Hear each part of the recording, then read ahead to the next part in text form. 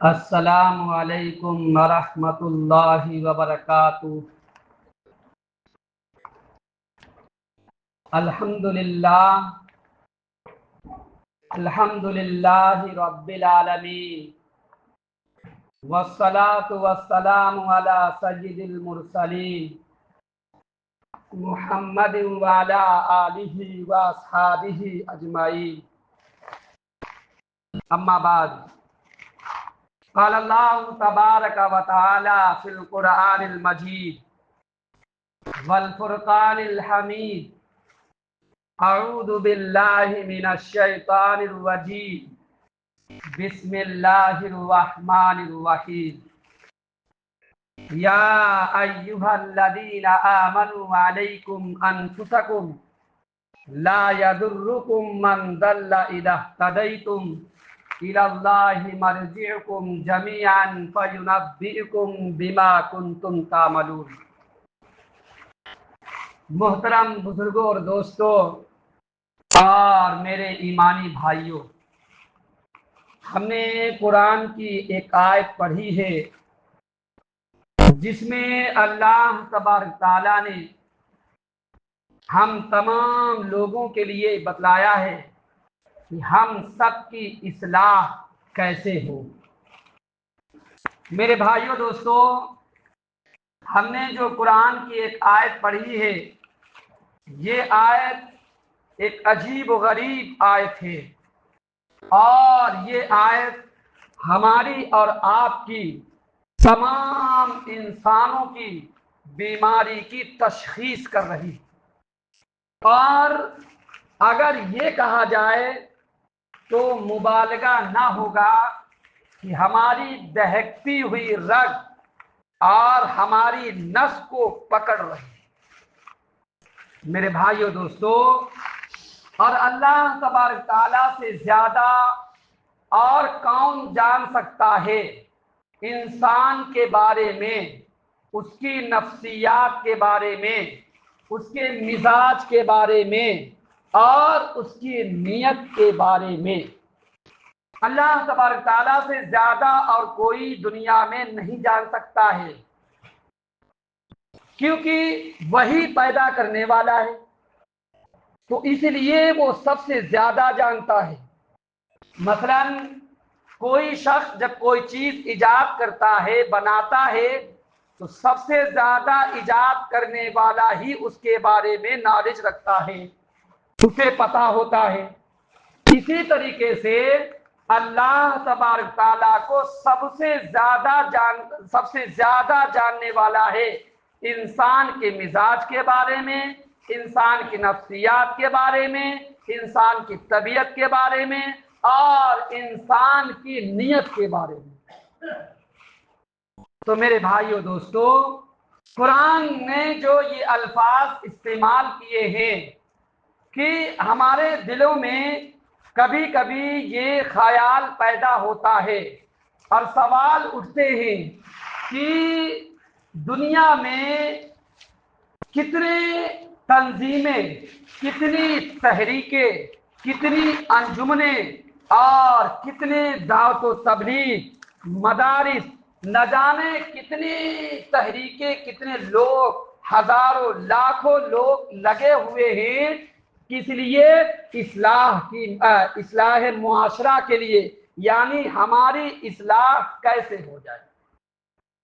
انسان کیسے بن جائے، انسانیت پرست کیسے بن جائے، انسان والی عادتیں فطرے کیسے آ جائیں۔ ہزاروں تحریکیں لگی ہوئی ہیں، ہزاروں افراد لگے ہوئے ہیں، لاکھوں لوگ لگے ہوئے ہیں، کیسے انسان اپنا باشعور انسان بن جائے۔ میرے بھائیوں دوستو، لیکن دل میں یہ ہمارے اٹھتا ہے کبھی کبھار کہ اتنی تحریکیں چل رہی، اتنی تنظیمیں چل رہی، اتنے افراد لوگ گھوم رہے ہیں، گلی گلی میں گھوم رہے ہیں، کوچے کوچے میں گھوم رہے ہیں، دعوت و تبلیغ والے، مدارس، مکاتب، لیکن جب ہم دوسرے معاشرے یعنی بازاروں کی طرف رخ کرتے ہیں، یا اپنے رسم و رواج کی طرف رخ کرتے ہیں، یا اپنے شادی بیاہ کی طرف رخ کرتے ہیں، تو ہمیں ایسا لگتا ہے کہ یہ ساری تنظیمیں، سارے مکاتب، سارے مدارس اور ساری تحریکیں اور سارے انجمنیں، سارے جلسے جلوس، کوئی اثر نہیں آ رہا ہے، کوئی اثر نہیں پڑ رہا ہے، اکا دکا چھوڑ کر کوئی اثر نہیں آ رہا۔ ہم دیکھ یہ رہے ہیں کہ سیلاب برائیوں کا اتنا زیادہ سیلاب بہ رہا ہے کہ اس میں ہر آدمی ملوث ہو رہا ہے، اکثریت اس میں ملوث ہو رہی ہے، اور کوشش یہی ہو رہی ہے کہ برائیوں کا دروازہ بند کر دیا جائے اور اچھائیوں کا راستہ کھولا جائے۔ یہ تمام لوگوں کی کوشش ہے، یہ ان لوگوں کی کوشش ہے جو تحریکیں چلا رہے ہیں، جو تنظیمیں چلا رہے ہیں، جو دعوت و تبلیغ میں جا رہے ہیں، جو مدارس چلا رہے ہیں، جو مکاتب چلا رہے ہیں، ان لوگوں کی کوشش یہ ہو رہی ہے کہ برائیوں کے دروازوں کو بند کیا جائے اور بھلائیوں کے دروازوں کو کھولا جائے، تاکہ انسان جو ہے انسان بن جائے۔ لیکن اس کا الٹا نظر آ رہا ہے، برائی تو بڑھتی جا رہی ہے، بھلائی دن بدن کم ہوتی چلی جا رہی ہے، اور لوگ لگے ہوئے ہیں۔ اس کا قرآن نے جو اچھے الفاظ میں استعمال کر کے جواب دیا ہے اور بہترین ہماری بیماری بتائی اور ہماری بیماری کی تشخیص بھی کیا اور اس کا علاج بھی بتا دیا ہمیں۔ کیا کہا؟ یا ایھا الذین آمنوا علیکم انفسکم لا یضرکم من ضل اذا اهتدیتم الی اللہ مرجعکم جمیعا فینبئکم بما کنتم تعملون۔ قرآن نے کہا کہ اے ایمان والو، ہر شخص فرد سے کہا جا رہا، اے ایمان والو، اگر تم راہ راست اختیار کر لو، اگر تم صحیح راستہ اختیار کر لو، اگر تم اہدنا الصراط المستقیم پر قائم ہو جاؤ، اور اگر تم ہدایت حاصل کر لو، اگر تم ہدایت حاصل کر دو، تو یقیناً جو لوگ گمراہ ہیں یا گمراہی پھیلا رہے ہیں یا صحیح راستے سے ہٹے ہوئے ہیں، وہ لوگ تمہیں خدا کی قسم نقصان نہیں پہنچا سکتے، نقصان نہیں پہنچا سکتے۔ شرط یہ ہے کہ ہم اپنے آپ کو سدھار لیں، اپنے آپ کو ہدایت کا راستہ پا لیں، اپنے آپ کا صحیح راستہ اختیار کر لیں۔ جو لوگ گمراہ ہیں ان کی گمراہی تمہیں نقصان نہیں پہنچا سکے، اس کی گمراہی تمہیں نقصان نہیں پہنچا سکے گی۔ یہ قرآن کے الفاظ ہیں۔ کیوں؟ جیسے مثال کے طور پر اگر ہر آدمی، ہر شخص یہ سوچ لے کہ آج سے میں انشاءاللہ توبہ کرتا ہوں اپنے تمام گناہوں سے، آج سے میں اپنے تمام لوگوں کے حقوق ادا کروں گا، اور جو بھی ہم سے ہو سکے گا ہم عبادت کریں گے۔ آج دنیا میں کیا ہے؟ باپ بیٹے کی شکایت کر رہا، بیٹا باپ کی شکایت کر رہا، بیوی شوہر کی شکایت کر رہی، شوہر بیوی کی شکایت کر رہی، ماں بیٹے کی شکایت کر رہی، بیٹا ماں کی شکایت کر رہا۔ ہر شخص اپنے اپنے حقوق کے مطالبے کر رہی، ہر شخص، اکثریت اپنے اپنے حقوق کے مطالبے کر رہی ہے، لیکن کوئی شخص یہ مطالبہ نہیں کر رہا، اس چیز کا احتجاج نہیں کر رہا ہے، اعلان نہیں کر رہا ہے کہ آج سے میں انشاءاللہ اپنے حقوق ادا کروں گا۔ آج سے اگر ہر آدمی یہ سوچ لے کہ میں آج سے اپنی برائی چھوڑوں گا، میں دوسرے کے چکر نہیں پڑوں گا۔ اس کی میں مثال بھی دوں گا، صحابہ کرام رضی اللہ تعالیٰ عنہ اجمعین نے کیسے اپنی زندگی کو بچایا۔ تو ہر آدمی اگر یہ سوچ لے، ہر شخص، کہ آج سے میں گناہوں سے بچوں گا اور میں اپنے حقوق کو ادا کروں گا، میں اپنے حقوق کو ادا کروں گا، انشاءاللہ برائیوں کا دروازہ بند ہو جائے گا، برائیوں کا دروازہ بند ہو جائے گا اور بھلائی کا راستہ کھل جائے گا۔ آج جو تنظیمیں، تحریکیں، جو مدارس، مکاتب یا دعوت و تبلیغ یا اور بھی کوئی انجمنیں قائم ہو رہی، وہ جھنڈا لے کر تو اٹھتا ہے، جھنڈا اس کے ہاتھ میں ہونا چاہیے،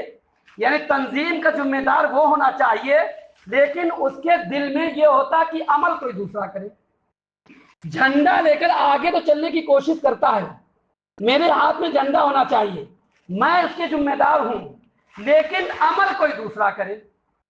یہ آج ہماری نیتوں میں فرق ہو گیا ہے۔ اللہ کے وسلم سے سب سے پہلے کیا کہا گیا تھا؟ خود نماز پڑھو سب سے پہلے، اور اپنے گھر والوں کو حکم دو، اور اس کے آگے بڑھو۔ پھر آج کیا ہے کہ ہم اپنے گربان میں نہیں جھانک رہے، اپنی برائیوں کو نہیں دیکھ رہے، ہماری کوئی مجلس، کوئی بیٹھک، کوئی مشورہ ایسا خالی نہیں جاتا ہے جس میں ہم دوسروں کی برائی، دوسروں کی چغلخوری نہ کرتے، دوسروں کی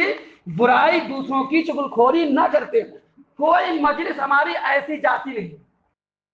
فلاں ایسا ہے، فلاں ایسا ہے، فلاں ماحول خراب، فلاں ایسا ہے۔ حدیث شریف میں آتا ہے من ہلک الناس فہو ہلک، جو شخص یہ کہے وہ خراب، وہ خراب، وہ صحیح نہیں، وہ صحیح، وہ غلط، وہ غلط، سب سے پہلے وہی ہلاک ہے،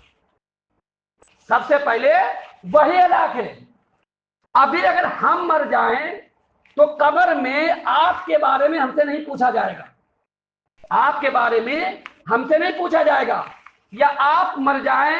تو ہمارے بارے میں آپ سے نہیں پوچھا جائے گا، جو جیسا کرے گا ویسا بھرے گا۔ ہاں ہماری کوشش ہونا چاہیے، اگر کوئی علل اعلان برائی کر رہا تو اسے جو طریقے بتائے گئے ان طریقوں پر ہم پوری کوشش کریں، اس کے بعد اللہ کے اوپر چھوڑ دیں، اس کے بعد اللہ کے اوپر چھوڑ دیں۔ لیکن برائی کو ختم کرنے کی نیت نہیں ہوتی، بلکہ اس کو ذلیل کرنے کی نیت ہوتی ہے، اور اگر ذلیل کرنے کی نیت نہ ہو تو مشوروں میں وہ باتیں، مجلسوں میں وہ باتیں نہ ہوں، فلاں آدمی خراب ہے، فلاں آدمی غلط ہے، تو کیا ہے، ہم اپنی زندگی کو چھوڑ کر دوسروں کی زندگیوں پہ پڑ گئے۔ آج ہمارا حال دیکھ لیے ہندوستان کے اندر، حکومت کو ہم جو ہے لعن طعن کرتے ہیں، یا اور لوگوں کو لعن طعن کرتے ہیں، اور ہمارے کیا حال ہے اللہ ہی بہتر جانتا ہے۔ تو میرے بھائیو دوستو، قرآن نے کہا کہ اگر جو اے ایمان والو، تم اگر رائے راست کو اختیار کر لو گے، صحیح راستہ اختیار کر لو گے، اہدنا الصراط المستقیم پر قائم ہو جاؤ گے، اور تم جو ہے انسان جب بن جاؤ گے تو دنیا کا کوئی جو گمراہ شخص جو ہے، جو گمراہی پھیلانے والا ہے، وہ تمہیں نقصان نہیں پہنچا سکتا ہے، تمہیں نقصان نہیں پہنچا سکتا ہے۔ اب دیکھ لیجئے صحابہ کرام رضی اللہ تعالی عنہم اجمعین کی مثال، حضرت حنظلہ رضی اللہ تعالی عنہ جب اللہ کے رسول صلی اللہ علیہ وسلم کے پاس بیٹھتے تھے، اور ان کی مجلس میں ان کے دل میں خیال آیا کہ جب ہم اللہ کے رسول صلی اللہ علیہ وسلم کی مجلس سے ہٹتے ہیں تو ہم دنیا میں پڑ جاتے ہیں، ہمیں دنیا یاد آنے لگتی ہے، اور جب ہم رسول پاک صلی اللہ علیہ وسلم کی مجلس میں بیٹھتے ہیں تو ہمیں کیا ہوتا ہے، جنت اور جہنم یاد آتی ہے، جنت اور جہنم یاد آتی ہے۔ اس کے مطلب حنظلہ دل ہی میں سوچ رہے ہیں، اس کے مطلب حنظلہ منافق ہو چکا ہے۔ اب گھر سے بھاگے، اب نکلے اور چلاتے ہوئے جا رہے ہیں، حنظلہ منافق ہو گیا، حنظلہ منافق ہو گیا۔ راستے میں ابوبکر صدیق رضی اللہ تعالیٰ عنہ مل گئے، کہا حنظلہ کیا ہو گیا، کیا چلا رہے ہو، کیا کہہ رہے ہو؟ ارے کہا حنظلہ منافق ہو گیا، حنظلہ بیکار ہو گیا۔ کہا کیا ہو گیا بتاؤ گے تو؟ کہا کہ جب ہم رسول پاک صلی اللہ علیہ وسلم کے پاس بیٹھتے ہیں ان کی مجلس میں تو ہمیں کیا ہوتا ہے، جنت اور جہنم یاد آتی ہے، جنت اور جہنم یاد آتی ہے، لیکن جب ہم ہٹتے ہیں وہاں سے تو ہمیں دنیا یاد آنے لگتی ہے، دنیا کے خیالات یاد آنے لگتے ہیں، تو اب ہم منافق ہو چکے ہیں۔ اللہ کے رسول ابوبکر صدیق رضی اللہ تعالیٰ عنہ کہتے ہیں، انہوں نے کہا کہ یہ تو میرے ساتھ بھی معاملہ ہوتا ہے، تو وہ بھی پیچھے سے چل دیے۔ حنظلہ رضی اللہ تعالیٰ عنہ پہنچے اللہ کے رسول صلی اللہ علیہ وسلم کے پاس، کہا کہ یا رسول اللہ حنظلہ تو منافق ہو گیا۔ تو اللہ کے رسول صلی اللہ علیہ وسلم نے پوچھا کہ حنظلہ کیا ہو گیا بتاؤ؟ تو انہوں نے اپنا پورا قصہ بتایا۔ جب آپ کی ہم مجلس میں بیٹھتے ہیں تو ہمیں جنت اور جہنم یاد آتی ہے، لیکن جب ہم آپ کی مجلس سے ہٹ جاتے ہیں تو کیا ہوتا ہے؟ ہمیں دنیا یاد آنے لگتی ہے، دنیا کی خرافات یاد آنے لگتی ہے۔ تو حنظلہ منافق ہو گیا۔ اللہ کے رسول صلی اللہ علیہ وسلم نے جواب دیا، ساعتن فساعتن، ایمان والوں کے ساتھ یہ ہوتا ہے۔ حنظلہ تم منافق نہیں ہو، بلکہ تمہارا ایمان گھٹتا بڑھتا ہے۔ ایمان والا کبھی ایمان کم ہوتا ہے، کبھی زیادہ ہوتا ہے، تو اس طریقے سے تمہارا ایمان گھٹتا بڑھتا ہے۔ اگر 24 گھنٹہ اور دن کے رات کے دونوں ٹائم میں اگر ایک ہی جیسا ماحول ہو، یعنی جنتی جہنمی ہو، تو پھر کیا ہے؟ تمہارے اندر انسان کی صفت ختم ہو جائے گی، فرشتوں کی صفت آ جائے گی، اور تم فرشتے نہیں ہو، انسان کی صفت تمہارے اندر ہے، تم بشریت کے قابل ہو، اس لیے تمہارے اندر گناہوں کا بھی مادہ رکھا گیا ہے اور تمہارے اندر بھلائیوں کا بھی مادہ رکھا گیا ہے۔ یہ گھڑی ہوتی رہتی ہے۔ میرے بھائیوں دوستو، اب اندازہ کریں کہ حنظلہ کسی اور کے بارے میں منافق نہیں کہا، حنظلہ کسی صحابی کے بارے میں منافق نہیں کہا، حنظلہ کسی صحابہ کے بارے میں منافق نہیں کہا، بلکہ اپنی زندگی انہوں نے دیکھی، کہا کہ حنظلہ منافق ہو گیا۔ اسی حنظلہ جیسے لوگوں پر، اسی صحابہ کرام رضی اللہ تعالیٰ عنہ اجمعین پر جیسے لوگوں پر یہ آیت نازل کی گئی، اے ایمان والو، اگر تم صحیح راستہ اختیار کر لو گے، اہدنا الصراط المستقیم پر قائم ہو جاؤ گے، ہدایت کا راستہ اختیار کر لو گے، انسان بن جاؤ گے، انسانیت والے کام کرنے لگو گے، تو یاد رکھنا دنیا کا کوئی بھی گمراہ شخص تمہیں گمراہ نہیں کر سکتا ہے، تمہیں نقصان نہیں پہنچا سکتا ہے۔ تو میرے بھائیو دوستو، صحابہ کرام رضی اللہ تعالیٰ عنہ اجمعین کی حدیث آپ دیکھ لیجئے، کس طریقے سے حنظلہ رضی اللہ تعالیٰ عنہ اپنی زندگی کے لیے پریشان ہے، کیسے اس زندگی کو بچایا جائے، کیسے اس کو روکا جائے۔ اور یہ زندگی جو ہے برف کی سلی کی طرح ہے، اگر اس کو آپ کھلے عام میں ڈال دیں گے تو یاد رکھنا یہ برف جل جائے گا اور آپ کے کوئی کام میں نہیں آئے گا، لیکن اگر آپ اس کو چھپا کے رکھیں گے، گھس کوٹری میں رکھیں گے، بورے ڈالیں گے اس کے اوپر، تو یاد رکھنا اس کو استعمال بھی کر لیں گے اور اگر چاہیں تو اسے بیچ بھی لیں گے۔ تو اسی لیے انسان برف کی سلی کے مانند ہے، اگر وہ چاہے تو اسے یوں ہی چھوڑ دے اور وہ گل جائے گا اور کسی کے لائق نہیں ہوگا اور پانی بن جا کے بہ جائے گا، اگر وہ انسان چاہے تو اسے صحیح طریقے سے استعمال کرے، یہ رکنے والا نہیں۔ میرے بھائیو دوستو، اسی لیے حدیث شریف میں آتا ہے، ما یلفظ من قول الا لدیہ رقیب عتید، ہر چیز تم جو کہہ رہے ہو، جو تم بول رہے ہو، یہ جو تم کر رہے ہو، یہ ساری کی ساری چیزیں فرشتے ریکارڈ کر رہے ہیں، لکھ رہے ہیں۔ ہم آپ کو لاپرواہ ہو سکتے ہیں کیونکہ انسان کی صفت ہمارے اندر پڑی ہے، لیکن جن لوگوں کو ہمارے لیے لگایا گیا ہے وہ بالکل لاپرواہ نہیں ہے، ایک سیکنڈ بھی آپ کا جو ہے وہ لکھ رہے ہیں۔ آپ ہم لاپرواہ ہیں لیکن وہ لاپرواہ نہیں ہے۔ جب قیامت کے دن